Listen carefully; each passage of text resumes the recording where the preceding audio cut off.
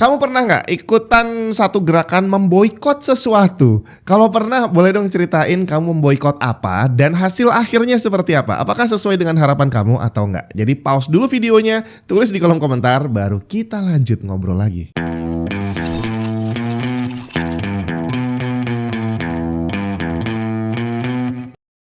Gerakan boikot saat ini sudah jadi hal yang wajar untuk orang-orang menyampaikan ketidaksetujuannya, protes terhadap sesuatu gitu ya. Entah dalam bentuk protes ke layanan internet atau ke suatu produk. Kita nggak setuju sama satu kebijakan perusahaan mereka, akhirnya kita protes gitu lah ya. Salah satu yang sempat ramai kemarin, bukan hanya di Indonesia tapi juga di seluruh dunia, adalah protes terhadap invasi Israel ke Gaza gitu ya. Akhirnya banyak orang memboikot semua produk yang dicurigai berafiliasi dengan Israel, KFC, McD dan semua teman-temannya lah ya. Apakah efektif, apakah berhasil atau enggak, itu sudah di luar pembahasan karena boikot ini adalah proses untuk protesnya, bukan menuntut hasilnya. Jadi walaupun harus bertahun-tahun, ya udah boikot selama itu juga nggak masalah. Nah kalau saya sendiri sebenarnya karena saya nggak punya keterikatan berlebih terhadap satu hal atau satu layanan. Jadi akhirnya kalau saya pakai sesuatu ya nggak mikir sampai jauh-jauh pengen boikot gitu ya. Kalau nggak suka ya udah berhenti aja tanpa ada niatan untuk memboikot selamanya. Nah salah satu yang mendekati boikot buat saya itu adalah bertahun-tahun yang lalu sebelum LGBT menjadi virus seperti sekarang. Itu sempat ada salah satu franchise kopi mahal gitu ya. Itu entah CEO, entah bosnya, entah ownernya itu diberitakan dia bilang kalau nggak setuju sama LGBT nggak usah beli kopi di sini. Nah entah kenapa saya nangkepnya kayak personal, kayak disuruh gitu ya. Ya udah karena gue nggak setuju LGBT, ya udah gue nggak beli kopi di situ lagi dan nggak masalah gitu ya. Tapi saya tidak berniat untuk memboikot. Jadi kalau memang ada pilihan lain ya udah beli di tempat lain. Beberapa hari yang lalu terjadi satu kejadian lagi, sebuah layanan online diboikot bre, dan ini bukan kali yang pertama. Spotify. Musisi Australia Van Wilson mengumumkan kalau dia memboikot Spotify dan dia nggak sendirian. Ada banyak banget musisi baik dari Australia sampai Amerika yang melakukan hal serupa. Alasannya karena di bulan Juni lalu CEO Spotify menginvestasikan miliaran US dollar ke Helsing, perusahaan teknologi militer dari Jerman yang mengembangkan sistem AI untuk perang. Nah para musisi ini nggak setuju musik itu untuk perdamaian, kenapa harus dikotori dengan perang? Tapi para musisi ini sadar bahwa yang mereka lakukan ini kayaknya nggak mungkin bisa berdampak besar terhadap Spotify. Jadi ya dengan mereka keluar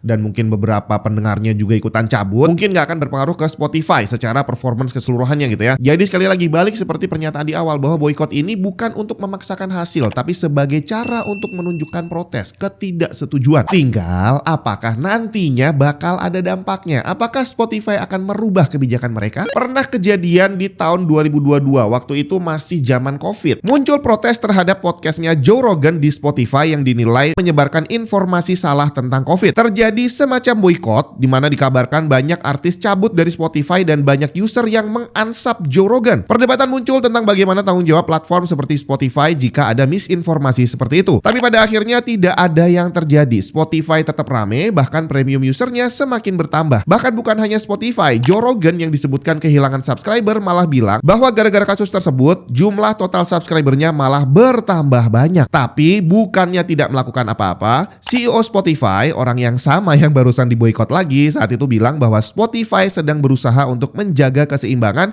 antara berpendapat dan keselamatan penggunanya, walaupun nggak jelas pelaksanaannya seperti apa. Selain Spotify, dunia video game juga pernah mengalami boikot-boikotan bre. Tahun 2019 terjadi sesuatu yang disebut orang dengan nama Blizzard Activision Hong Kong Controversy, atau ada yang nyebut juga Blitzchung Controversy. Di bulan Oktober 2019, Blizzard Entertainment menghukum Eng Wai Chung atau dikenal dengan nama Blitzchung, seorang e-sport player game Hearthstone dari Hong Kong, karena dalam sebuah wawancara di satu turnamen Hearthstone dia menyatakan mendukung demo bebaskan Hong Kong yang terjadi saat itu. Tiba-tiba streaming interviewnya diputus dan besoknya Blizzard mengumumkan bahwa Blitzchung di-ban dari turnamen tersebut dan diharuskan mengembalikan semua hadiah yang sudah pernah dia terima, yang totalnya sekitar 4.000 US dollar, dan dia tidak diperbolehkan mengikuti turnamen Grandmaster selama setahun. Alasannya karena ada aturan bahwa player Grandmaster nggak boleh mengeluarkan pernyataan yang menyinggung publik, berstatement tentang politik, atau yang rawan merusak image Blizzard. Tapi ternyata langkah ini malah menjadi backlash untuk Blizzard. Langsung muncul gerakan boykot. Judulnya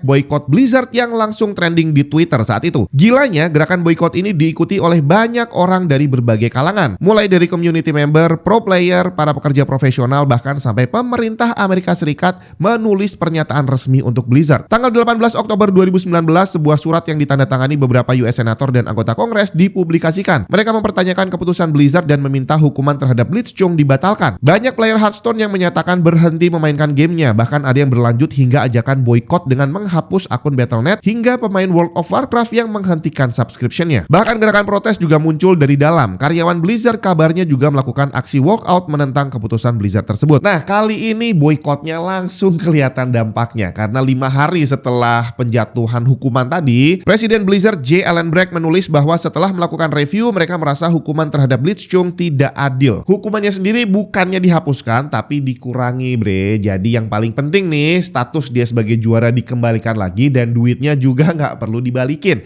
Tapi dia tetap nggak boleh ngikutin pertandingan Grandmaster selama 6 bulan, bukan 1 tahun. Tapi yang lebih penting lagi adalah bahwa aturan Blizzard yang membuat Blitzchung ini tadi dihukum tidak dibatalkan. Jadi aturannya masih tetap ada dan hukumannya tetap dinyatakan sah. Jadi ternyata nggak hanya kehidupan kita sehari-hari yang offline, bahkan kehidupan online aja punya satu kesamaan. Harus viral dulu baru ada action. Tinggal masalahnya setelah viral apa yang terjadi? Iya ada action, tapi kalau viralnya udah hilang, apakah actionnya ini bakal diterusin? Apakah yang kita tuntutkan akan terus di follow up sampai selesai? Jangan salah, banyak banget berita viral yang akhirnya kita lihat oke, udah ada respon gitu ya. Tapi ternyata begitu terganti dengan berita viral lainnya, respon yang tadi nggak jelas juntrungannya. Apakah diteruskan atau hilang begitu saja? Bahkan banyak kejadian juga nggak perlu tergantikan oleh berita viral lain. Begitu udah nggak viral, udah mulai turun gitu ya, orang-orang udah bosen, ya udah akhirnya nggak ada yang mengikuti perkembangan beritanya. Jadi kayaknya banyak banget yang kita proteskan ternyata nggak pernah selesai walaupun sudah pernah viral. Jadi sepertinya budaya yang harus viral dulu sekarang ini udah semakin nggak jelas arahnya, karena tadi semakin gampang kita membuat viral.